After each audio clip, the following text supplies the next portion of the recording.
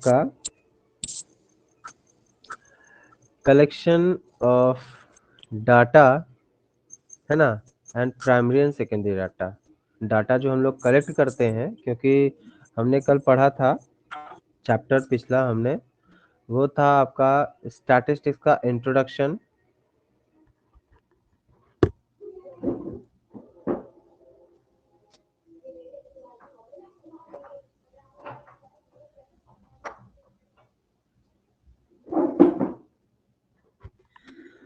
जिसमें हमने पढ़ा था स्टैटिस्टिक्स का इंट्रोडक्शन, क्या था स्टैटिस्टिक्स, क्या होता है और उसका स्कोप क्या था और उसका इम्पोर्टेंस क्या था।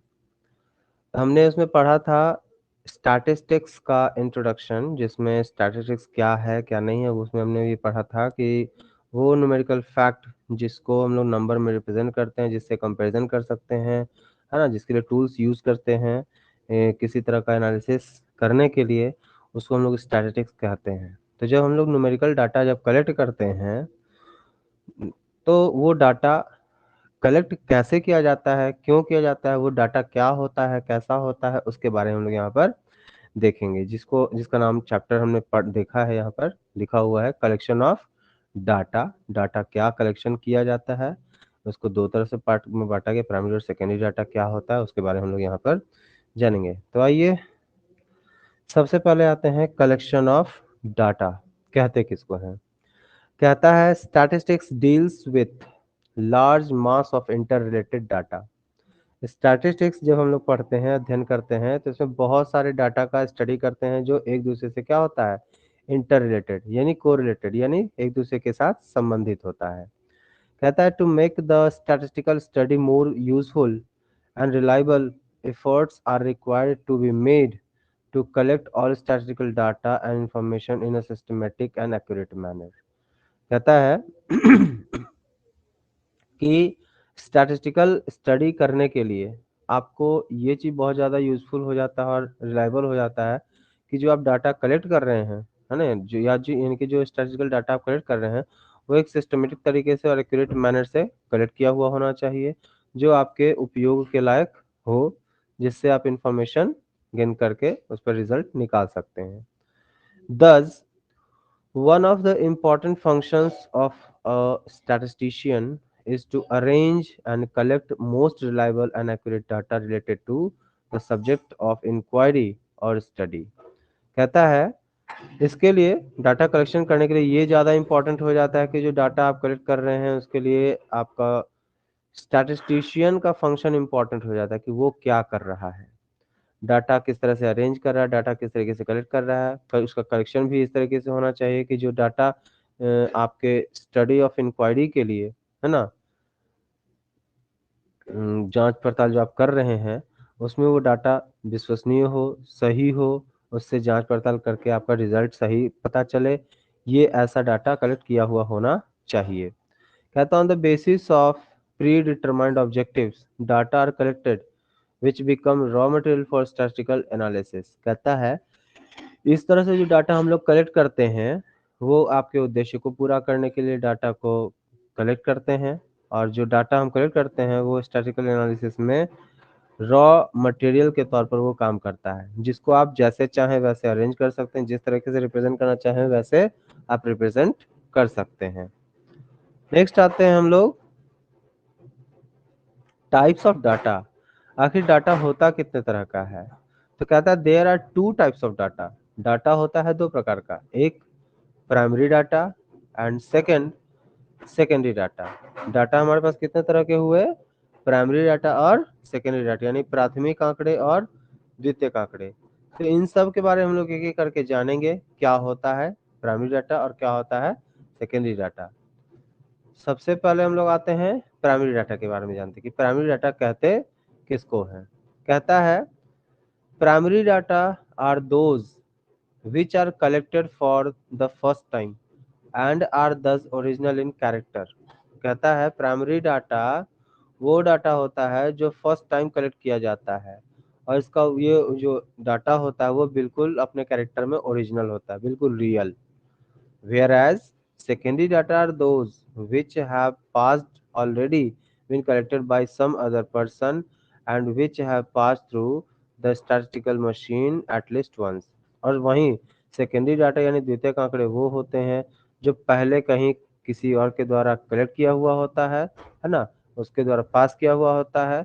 यानी जो पास कर रहा है, यानी जो डाटा आप कलेक्शन कर रहे हैं प्राइमरी डाटा सेकेंडरी डाटा में, वो कहीं और यूज किया जा चुका है, उस पर मशीन मैकेनिकल टर्म यूज किया जा चुका है, स्टैटिस्टिकल टर्म, है ना, उसको हम लोग सेकेंडरी डाटा कहते हैं। For example data on daily income earn collected through investigation are primary data. Just like example ले लेते हैं कि अगर डेली इनकम पर हम कोई डाटा कलेक्ट कर रहे हैं, है ना, कितना डेली इनकम अर्न हो रहा है, उसमें जो डाटा कलेक्ट हुआ उस पर जो जांच पड़ताल चलाएंगे, उसके लिए जो इन्वेस्टिगेशन करेंगे, वो डाटा क्या कहलाएगा, हमारा प्राइमरी डाटा। ठीक है, यहाँ तक क्लियर है कि प्राइमरी डाटा वो डाटा हुआ जो इन्वेस्टिगेटर इन्वेस्टिगेशन एरिया से फर्स्ट टाइम नए नए तरीके से डाटा कलेक्ट कर रहा है अपने यूज के लिए, है ना, वो डाटा क्या कहलाएगा, प्राइमरी डाटा। क्लियर है। अब आते हैं method of collecting primary data. Primary data collect करने के लिए तरीका होता है, वो कितना तरीका से कर सकता है, कैसे कर सकता है, उसके बारे में हम लोग यहाँ पर जानते हैं। सबसे पहला आता है डायरेक्ट पर्सनल इन्वेस्टिगेशन और इंटरव्यू मेथड। क्या है, डायरेक्ट पर्सनल इन्वेस्टिगेशन और इंटरव्यू मेथड में डाटा कैसे कलेक्ट किया जाता है उसके बारे में देखते हैं। कहता है this method is supposed to be one of the best method for the collection of primary data. ये प्राइमरी डाटा कलेक्ट करने का सबसे बेहतर तरीका इसको माना जाता है डायरेक्ट पर्सनल इन्वेस्टिगेशन मेथड, है ना, या interview method. Under this method the investigator collect the data personally. इसमें इन्वेस्टिगेटर जो है खुद से डाटा पर्सनली कलेक्ट करने जाता है। यानी यहाँ क्या होगा, he makes the direct contact with the object, conducts the inquiry on the spot and collects information. क्या कहता है, इससे क्या होता है कि कॉन्टैक्ट डायरेक्ट बनता है इन्वेस्टिगेटर का, जहां से आपको इन्वेस्टिगेशन करना है, जांच पड़ताल करना है, वहां से आप डायरेक्ट इन्वेस्टिगेशन करके पूछ रहे हैं, जांच पड़ताल कर रहे हैं, तो आपको डाटा क्या मिलेगा, बिल्कुल ओरिजिनल, है ना, जो आप चाहते हैं, जिस चीज के लिए इंफॉर्मेशन चाहते हैं वो डाटा आप इंफॉर्मेशन कर सकते हैं personally. For successful collection of data under this method, it is necessary that the investigator should be polite, unbiased, diligent and tolerant। कहता है इसके लिए क्या होना चाहिए, डाटा कलेक्शन बेहतर तरीके से हो, इसके लिए क्या होना चाहिए कि इन्वेस्टिगेटर पोलाइट हो, शांत स्वभाव का हो, अनबायस्ड हो, पक्षपाती ना हो, डिलीजेंट और टॉलरेंट होना, तार्किक भी होना उसको चाहिए। तब कहा जाएगा कि डाटा आपका बिल्कुल सही सही कलेक्ट हुआ है। नेक्स्ट है आपका इनडायरेक्ट पर्सनल इन्वेस्टिगेशन। ये अप्रत्यक्ष मौखिक जांच पड़ताल कहलाता है।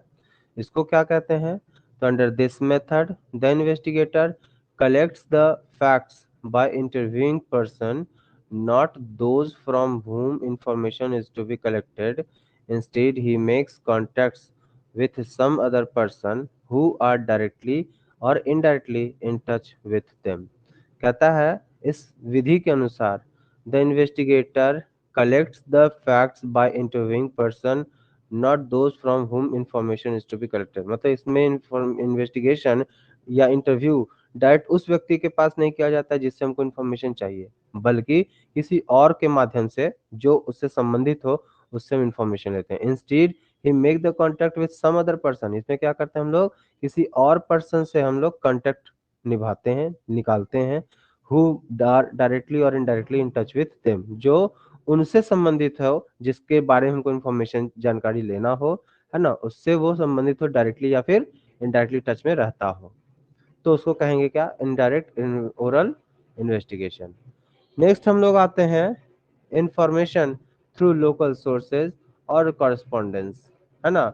ये कौन सा इंफॉर्मेशन है भाई, कभी कभी हम लोग डायरेक्टली इन्वेस्टिगेशन करने नहीं पहुंच पाते हैं, किसी और के माध्यम से इंफॉर्मेशन जहां कलेक्ट करना होता है वहीं के किसी सोर्स से हम पता करवाते हैं कि भाई डाटा हमको बताओ क्या है, कैसा है। So sometimes data and information are gathered from the local correspondents either by the enumerator और by the sponsoring authority of the inquiry. मतलब कभी कभी जो डाटा हम कलेक्ट करेंगे वो डाटा लोकल कॉरेस्पॉन्डेंट्स के माध्यम से या न्यूमरेटर या स्पॉन्सरिंग अथॉरिटी के माध्यम से हम डाटा कलेक्ट करते हैं। These local correspondents being on spot of the inquiry are capable of giving reliable information। ये लोकल कॉरेस्पॉन्डेंट्स जो है ना वहाँ पर रहते हैं जहाँ पर किसी तरह का इंफॉर्मेशन हमको लेना हो, इंक्वायरी करना हो, ये उस जगह को बिल्कुल अच्छे से या उस चीज़ के बारे में बेहतर तरीके से जानते हैं। जिस चीज़ के बारे में हमको इन्फॉर्मेशन लेना हो, जिस जगह के बारे में हमको इन्फॉर्मेशन लेना हो, उसके बारे में उससे जो डाटा मिलता है वो बिल्कुल विश्वसनीय होता है, ओरिजिनल होता है, रिलायबल होता है, विश्वास करने के योग्य होता है। ठीक है, अगला है हमारा information through questionnaire and schedule. कभी कभी हम लोग एक प्रश्नावली बना लेते हैं डाटा कलेक्ट करने के लिए, जैसे या इसको तालिका कहते हैं, टेबल के तौर पर, जिसमें कुछ सवाल आपके दिए हुए होते हैं, उसको आपको फिलअप करना होता है, उसी के आधार पर आपका इंफॉर्मेशन निकल जाता है। जस्ट लाइक इसमें कहता है in this method first of all questionnaire is prepared. इसमें हम लोग क्या करते हैं, क्वेश्चनायर तैयार करते हैं, यानी प्रश्नावली सूची तैयार करते हैं। कहता है questionnaire is a list of questions. Questionnaire में क्या होता है, कुछ प्रश्नों की सूची होती है जो डायरेक्टली और indirectly concern with the objective of investigation. जो क्या होता है, उस जांच पड़ताल से डायरेक्टली या इनडायरेक्टली संबंधित होता है, जो उस उद्देश्य को पूरा कर सकता है। तो आगे चलते हैं हम लोग। अगला है हमारा सेकेंडरी डाटा। सेकेंडरी डाटा यानी द्वितीयक आंकड़े। कहता है secondary data are those that have already been collected by others. द्वितीयक आंकड़े उन आंकड़ों को कहते हैं जो पहले कभी किसी और के द्वारा कलेक्ट किया गया हुआ होता है, उसको हम यूज करते हैं, है ना। These are usually available in the journals, periodicals, dailies, research publication, official records, etc. इस सब के रूप में वो डाटा हमारे पास रहता है, कोई जर्नल के तौर पर या पीरियोडिकल्स यानी पाक्षिक के तौर पर या दैनिक जस्ट लाइक न्यूज़पेपर के तौर पर वो पहले कहीं डाटा कलेक्ट किया हुआ होता है ना, या रिसर्च पब्लिकेशन में होता है या ऑफिशियल रिकॉर्ड में रहता है। उसका उपयोग जब हम अपने कुछ इन्वेस्टिगेशन के लिए, जांच पड़ताल के लिए अगर यूज करते हैं तो उस डाटा को हम क्या कहेंगे, सेकेंडरी डाटा यानी द्वितीयक आंकड़े। कहता है for example national data collected by the government are primary data. जब कोई राष्ट्रीय आंकड़े सरकार कलेक्ट कर रही होती है या करती है, उसको क्या कहते हैं हम लोग, प्राथमिक आंकड़े। But the same will become secondary when they are used by different persons और इन्वेस्टिगेटर। लेकिन वही डाटा दूसरे जगह पर जो किसी इन्वेस्टिगेटर के द्वारा या किसी व्यक्ति के द्वारा अगर उपयोग किया जा रहा हो तो वो कौन सा डाटा कहलाएगा, सेकेंडरी डाटा यानी द्वितीयक आंकड़े कहलाता है। क्लियर है। Yes sir. Khushboo, yes sir. चलिए तो ये आगे हम लोग 12th में बढ़ते हैं। चैप्टर पढ़ना था ना। हाँ हाँ हाँ हाँ, सेम है वही चीज। आगे हम लोग चलते हैं सोर्सेज ऑफ सेकेंडरी डाटा। आखिर सेकेंडरी डाटा जो हमारा कलेक्ट होता है वो कहाँ से आता है, तो दो सोर्स है उसका, पब्लिश्ड सोर्स और अनपब्लिश्ड सोर्स। मतलब कुछ सोर्स जो पब्लिश हो चुके होते हैं यानी छप चुके होते हैं, और कुछ ऐसे सोर्स होते हैं जो छपे हुए नहीं होते हैं, उसको हम लोग अप्रकाशित स्रोत और ऊपर में प्रकाशित स्रोत कहते हैं। तो आइए हम लोग ये करके देखते हैं पब्लिश्ड सोर्स किसको कहते हैं। तो various published sources of secondary data are as follow. Publish source में कुछ डाटा दिया हुआ है, वो कौन कौन सा होता है, सबसे पहले देखते हैं। गवर्नमेंट पब्लिकेशन, कुछ सरकारी प्रकाशन है जो सरकार जिसके माध्यम से छपवाती है, जैसे the government undertaken some ad hoc और routine investigations in various fields of activity and collect valuable data and information.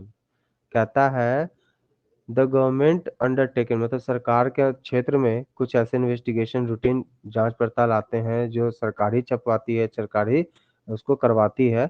उसके लिए वो बहुत ही इंफॉर्मेशन, डाटा इंफॉर्मेशन वैल्यूएबल होता है जिसको हम लोग कलेक्ट करते हैं। तो some of them are published also, उनमें से कुछ छापे भी जाते हैं। डाटा तो बहुत तरह का रहा है। जो छापे उसको क्या कहते हैं, पब्लिश, मतलब published, sorry, government publication. All these government reports, memoranda, notes etcetera from an important base of the secondary data, है ना। कहता है ये सब डाटा, चाहे वो गवर्नमेंट रिपोर्ट हो, मेमोरेंडा हो, नोट हो, उसको हम लोग क्या कहते हैं, सेकेंडरी डाटा कहते हैं। नेक्स्ट, जैसे इसमें आप एग्जांपल देख लेते हैं, गवर्नमेंट पब्लिकेशन में बहुत सारे सोर्स आते हैं, जैसे published annual report of various ministry, अलग अलग मंत्रालय का कुछ रिपोर्ट छपता है ना। उसके बाद है कुछ इकोनॉमिक सर्वे होता है, रिजर्व बैंक ऑफ इंडिया का बुलेटिन निकलता है। इन सब सेकेंड, इसमें से जो डाटा हम यूज करेंगे ये सब सेकेंडरी डाटा के ही तौर पर आएगा, क्योंकि सरकार इसको छपवाती है। सेंसस रिपोर्ट, जनसंख्या जनगणना रिपोर्ट जो आता है सो, एनुअल सर्वे ऑफ इंडस्ट्रीज, कुछ उद्योगों का वार्षिक सर्वे किया जाता है, वो सब है। इंडियन ट्रेड जर्नल, है ना। Statistical abstract of India, report on currency and finance, 5 year plan draft and progress report etcetera. ये सब ऐसे प्रकाशित स्रोत हैं जिसको सरकार टाइम टू टाइम छपवाती है, जिसके बारे में आप रिपोर्ट लेना चाहें तो ले सकते हैं। इसका आप उपयोग अन्य स्रोत में भी कर सकते हैं। क्लियर है। तो जब हम लोग दूसरे स्रोत में करेंगे तो उसको कौन सा डाटा कहेंगे, सेकेंडरी डाटा ही कहेंगे। अगला है हमारा इंटरनेशनल पब्लिकेशन, मतलब कुछ ऐसे पब्लिकेशन जो अंतर्राष्ट्रीय स्तर पर प्रकाशित करती है कुछ स्रोत, जिसको हम लोग द्वितीयक आंकड़े कहते हैं। कहता है foreign governments and various international organisation publish a lot of statistical information which become an important sources of secondary data. कहता है कुछ विदेशी सरकार भी जो अंतर्राष्ट्रीय संस्थाओं से जुड़े हुए होते हैं, उन सब वो सब भी कुछ अपने डाटा या इंफॉर्मेशन पब्लिश करते हैं, उसको भी उपयोग कई लोग करते हैं। ये डाटा भी क्या कहलाएगा आपके लिए, सेकेंडरी डाटा कहलाएगा। उसके बाद है आपका just like annual report of International Monetary Fund, annual report of World Bank, है ना, annual report of Economic and Social Commission and Asia Pacific. इन सब के द्वारा किया कुछ प्रकाशन है जो अंतर्राष्ट्रीय स्तर पर ये सब अपने अपने डाटे प्रकाशित करते हैं। इन सब को भी हम लोग द्वितीयक आंकड़ों में ही लेंगे। नेक्स्ट है हमारा सेमी गवर्नमेंट पब्लिकेशन, जिसको कहते हैं अर्ध सरकारी प्रकाशन क्षेत्र। मतलब ये ऐसे क्षेत्र हैं जो कुछ हद तक, कुछ परसेंटेज तक वो सरकारी क्षेत्र में आते हैं, तो कुछ क्षेत्र तक वो प्राइवेट सेक्टर में आते हैं। जैसे कहता है इसमें semi government bodies such as municipalities and metropolitan council publish data relating to education, health, birth and death. ये सब कहता है कुछ सेमी गवर्नमेंट बॉडीज है, जैसे म्यूनिसिपल कॉरपोरेशन है या मेट्रोपॉलिटन काउंसिल है। ये सब क्या करते हैं, एजुकेशन से संबंधित, स्वास्थ्य से, जन्म या मृत्यु से संबंधित डाटा आपको टाइम टू टाइम पब्लिश करती हैं, जिसका भी उपयोग आप अपने डाटा के लिए, अपने इन्वेस्टिगेशन के लिए कर सकते हैं। नेक्स्ट है report of committees and commission. कुछ कमिटी और कमीशन का भी रिपोर्ट आता है, उसको भी हम लोग देखते हैं। कहता है committees and commission appointed by the government also furnish lot of statistical information in their reports. कहता है कुछ कमिटी और कमीशन भी हैं जो सरकार स्थापित करती हैं, ये सभी अपना स्टैटिस्टिकल डाटा इंफॉर्मेशन प्रोवाइड करते हैं। कहता है there finance commission, monopolies commission, planning commission are the example of secondary data. ये सब फाइनेंस कमीशन हो गया, मोनोपोलीज कमीशन हो गया, प्लानिंग कमीशन हो गया, योजना आयोग, ये सब ऐसे डाटा पब्लिश जो करते हैं, इनको हम लोग सेकेंडरी डाटा में ही काउंट करते हैं। अगला है प्राइवेट पब्लिकेशन। कुछ निजी क्षेत्र के भी प्रकाशन है, प्रकाशक हैं जो अपना अपना report time to time show off करती हैं, बताती हैं और आपके बारे में आपको इन्फॉर्मेशन तरह तरह का देती हैं, जिसका आप उपयोग कर सकते हैं। करता है a few important private publications are publication of trade associations like a federation of Indian chamber of commerce and industry, जिसको हम लोग शॉर्ट में फिक्की भी कहते हैं। इसका एसोसिएशन है, ये भी अपना रिपोर्ट टाइम टू टाइम जारी करती है। Publication of stock exchange, Bharat में कई स्टॉक एक्सचेंज है, विदेशों में भी कई स्टॉक एक्सचेंज है, ये सभी अपना अपना टाइम टू टाइम रिपोर्ट जारी करते रहते हैं। आगे है publications of institute of chartered accountant, ये भी अपना रिपोर्ट जारी करते हैं। Publications of labour union etcetera, ये सभी अपना रिपोर्ट जारी करते हैं। अगला है हमारा पब्लिकेशन ऑफ रिसर्च इंस्टीट्यूशन। कुछ रिसर्च इंस्टीट्यूशन भी पब्लिकेशन अपना टाइम टू टाइम करते हैं। उनमें कहता है various universities and research institutions publish their after regular interval, ये टाइम टू टाइम अपना रेगुलर इंटरवल के बाद अपना कुछ रिसर्च शो ऑफ करते हैं। Just like there are Indian statistical institute, national council of appeal applied economic research, national sample survey organisation जिसको हम लोग शॉर्ट में एनएसएसओ भी कहते हैं, यूनिवर्सिटी रिसर्च ब्यूरो, है ना, सेंट्रल स्टैटिस्टिकल ऑर्गेनाइजेशन सीएसओ, ये सब भी अपना टाइम टू टाइम रिपोर्ट जारी करते हैं कि क्या हो रहा है क्या नहीं हो रहा है, किसी पर्टिकुलर टॉपिक को डिफाइन करते हैं क्या नहीं करते हैं, सो समथिंग। नेक्स्ट है आपका अनपब्लिश्ड सोर्स, ये वैसे सोर्स हैं जो प्रकाशित नहीं होते हैं। हम लोग प्रकाशित स्रोत देखें जो सरकार के द्वारा या कुछ सरकारी सोर्स, उसको कहते हैं जो प्रकाशित अभी तक नहीं हुए, जिसको कहते हैं अप्रकाशित स्रोत। कहता है secondary data also appears in some unpublished finding, कहता है कि द्वितीयक आंकड़े उन आंकड़ों में भी कुछ रखे रहते हैं जो अभी तक प्रकाशित नहीं हुई होती हैं।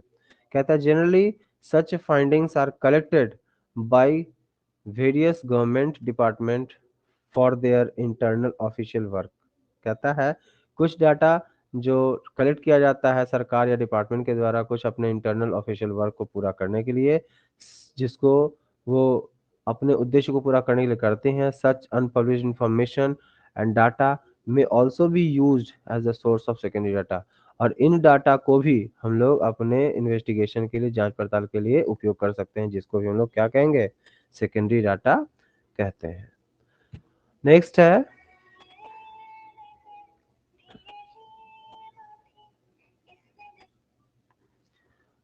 है हमारा precaution in the use of secondary data. जब हम लोग सेकेंडरी डाटा को यूज कर रहे होते हैं जिसमें कुछ सावधानियां भी बरतनी चाहिए, वो क्या, आइए देखते हैं। Some of these precautions to be taken care as follow.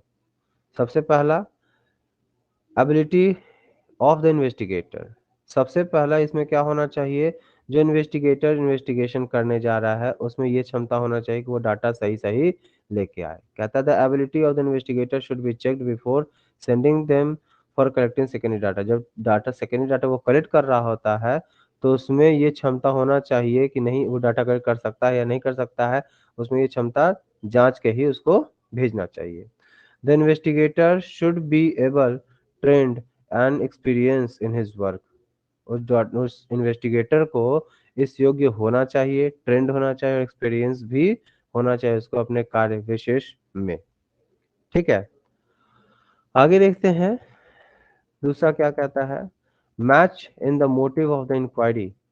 जिस उद्देश्य से आप डाटा कलेक्ट कर रहे हैं वो डाटा उस उद्देश्य को पूरा करते हुआ होना चाहिए। यानी before making use of secondary data their utility should be matched with the objective and the scope of investigation. कहता है जिस उद्देश्य से आप सेकेंडरी डाटा कलेक्ट कर रहे हैं वो उद्देश्य क्या होना चाहिए, मिलना चाहिए। इन्वेस्टिगेशन किस उद्देश्य से किया जा रहा है, किस क्षेत्र में किया जा रहा है, उससे वो मिलना चाहिए, तभी सेकेंडरी डाटा कलेक्ट सही सही माना जाएगा। कहता है secondary data should be used only if their utility matches with the object and scope of the present study। कहता है सेकेंडरी डाटा तब ज़्यादा उपयोगी होगा, ज़्यादा यूजफुल होगा जब उसका क्षेत्र और उसका उद्देश्य प्रेजेंट स्टडी के लिए बिल्कुल सही सही बैठ रहा हो तब। चलिए नेक्स्ट चलते हैं, हम लोग देखते हैं।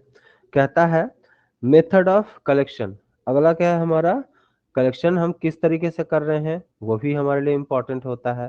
कहता है the method of collection of data used by the original investigator should be taken into consideration. मतलब डाटा कौन कलेक्ट कर रहा है, इन्वेस्टिगेटर कैसा है, क्या है, किस तरीके से डाटा कलेक्ट कर रहा है, वो भी हमारे लिए खास करके इम्पोर्टेंट होता है। कहता है the method adopted must also match the nature of present investigator. ये मेथड प्रेजेंट इन्वेस्टिगेटर्स के नेचर से क्या होना चाहिए, बिल्कुल मैच होना चाहिए। अगला है हमारा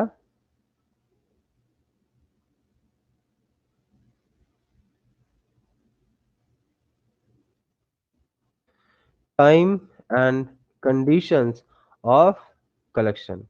मतलब इसमें टाइम और कंडीशन भी, डाटा कलेक्शन कैसे कर रहे हैं, उसमें कितना समय लग रहा है, किस कंडीशन में कर रहे हैं, ये भी चीज सेकेंडरी डाटा कलेक्ट करने में सावधानी बरतने के लिए उपयोगी होता है। कहता है the period of investigation as well as the condition of the investigation should be properly considered. कहता है कि डाटा किस तरीके से कलेक्ट कर रहे हैं, किस कंडीशन में कलेक्ट कर रहे हैं, ये चीज भी खास करके आपको ध्यान देने के लिए इम्पोर्टेंट होता है। कहता है for example data collected during deep price fluctuations may not be suitable to make studied related to economic growth policies।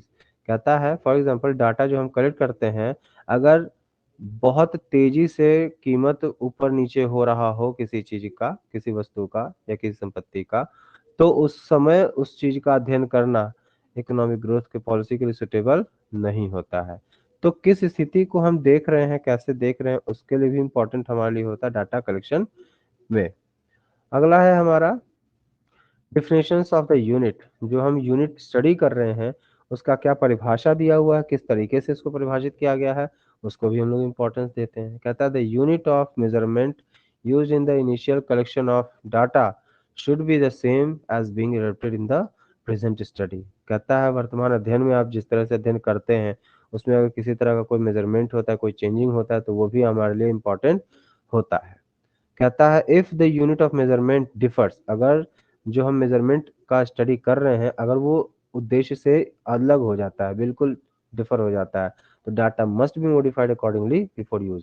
तो अगर यूज करना चाह रहे हैं तो आपको सबसे पहले आपको उसको मॉडिफाई करना पड़ेगा, तभी आप डाटा को यूज कर पाइएगा। अदरवाइज वो डाटा कलेक्शन करके कोई फायदा नहीं है, क्योंकि आपके उद्देश्य को पूरा न कर पाए तो वो डाटा कलेक्शन बेकार हो जाएगा। नेक्स्ट है एक्यूरेसी, यानी डाटा क्या होना चाहिए, शुद्ध भी। कहता है accuracy of the data should also be checked. Data सही है या नहीं है, शुद्ध है या नहीं है, ये भी हमारे लिए इम्पोर्टेंट होता है। If the available data do not ensure accuracy they should not be used. अगर डाटा सही सही नहीं है तो हमको उसको उपयोग नहीं करना चाहिए। क्लियर है। आगे आते हैं difference between primary and secondary data. ये हमारा लास्ट टॉपिक है जिसमें हम लोग देखेंगे क्या अंतर है प्राथमिक आंकड़े और द्वितीयक आंकड़ों में। सबसे पहले आते हैं प्राइमरी डाटा और सेकेंडरी डाटा में क्या क्या है इंपॉर्टेंस दिया हुआ वो देखते हैं। सबसे पहला कहता है यहाँ primary data are those data which are collected for the first time. Primary data वो डाटा होता है जो फर्स्ट टाइम नए तरीके से कलेक्ट किया हुआ होता है, उसको कहते हैं प्राइमरी डाटा। सेकेंडरी डाटा, वही सेकेंडरी डाटा के लिए बात करें तो secondary data are those data which have already been collected by some other person. जो पहले से किसी और व्यक्ति के द्वारा कलेक्ट किया गया हुआ होता है उसको कहते हैं क्या, सेकेंडरी डाटा। वहीं अब प्राइमरी डाटा में फिर से देखें दूसरा number, primary data are original because they have first hand information. Primary data बिल्कुल ओरिजिनल होता है क्योंकि वो फर्स्ट हैंड इंफॉर्मेशन होता है, प्रथम व्यक्ति के द्वारा वो कलेक्ट किया हुआ होता है और वही उसको उपयोग कर रहा होता है, इसलिए उसको कहते हैं क्या, ओरिजिनल। सेकेंडरी डाटा में not be original, secondary data original हो भी सकता है और नहीं भी, है ना। कहता है द प्राइमरी में तीसरा नंबर द इंफॉर्मेशन ओरिएंटेड नहीं obtained through primary data is more accurate. जो प्राइमरी डाटा हम कलेक्ट कर रहे होते हैं वो क्या होता है, बिल्कुल एक्यूरेट होता है, ओरिजिनल टाइप होता है, विश्वसनीय होता है। वहीं सेकेंडरी डाटा में कहें तो the information obtained through secondary data may not be perfectly correct. Secondary data आपके लिए सही सही हो भी सकता है और नहीं भी। कहता है primary data have been collected for a definite purpose through investigation। कहता है प्राइमरी डाटा बहुत निश्चित तरीके से इन्वेस्टिगेशन के तरीके से आपको कलेक्ट किया हुआ होता है। वहीं secondary data are collected from the published और unpublished sources. Primary secondary data वहीं या तो पब्लिश्ड या फिर अनपब्लिश्ड सोर्स से कलेक्ट किया हुआ होता है। आगे है हमारा दिया हुआ थर्ड नंबर है आपका primary data are in the form of raw material to which statistical method are applied. Primary data वो डाटा हुआ जो कच्चे माल के तौर पर, कच्चे रॉ मटेरियल के तौर पर रहता है, जिस पर आपको स्टैटिस्टिकल मेथड को यूज करना पड़ता है। वहीं सेकेंडरी डाटा के बारे में अगर बात करें, secondary data are in the form of finish shape. Secondary data क्या होता है, बिल्कुल फिनिश शेप में, as they have already been statistically applied, जिस पर आपको स्टैटिस्टिकल मेथड को ऑलरेडी यूज किया जा चुका होता है, उसको हम लोग क्या कहते हैं, सेकेंडरी डाटा। अब है प्राइमरी डाटा में अगला है, अ lot of time and money is spent in collection of primary data.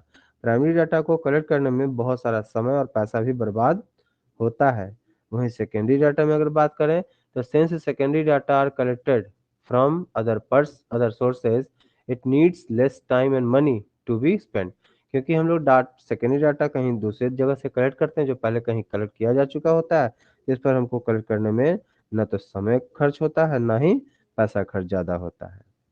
ठीक है, अगला है हमारा, primary data are strictly in accordance with the investigation. मतलब प्राइमरी डाटा तो हम लोग अपने उद्देश्य के आधार पर, अपने जांच पड़ताल के आधार पर हम लोग कलेक्ट करते हैं, तो इसलिए डाटा बेहतर होता है।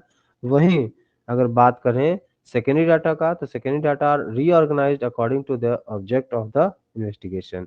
जैसा इन्वेस्टिगेशन करते हैं उसके अकॉर्डिंग हम डाटा को क्या करते हैं, रीऑर्गेनाइज करते हैं।